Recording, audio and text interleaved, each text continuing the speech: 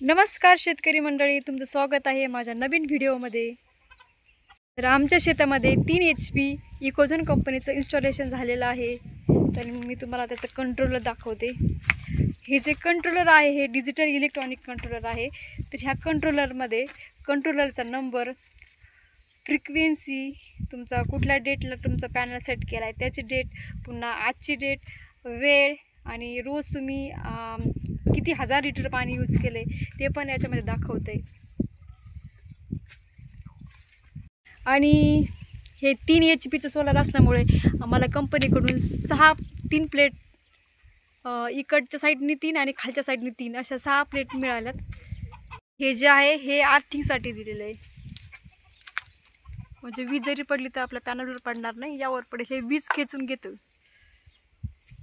आणि हे जे दिलेलं आहे यामध्ये पाणी टाकायचं आहे, आर्थिंगसाठी दिलेलं आहे।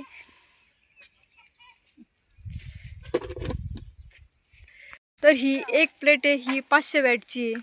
अशा टोटल 6 प्लेट आहे।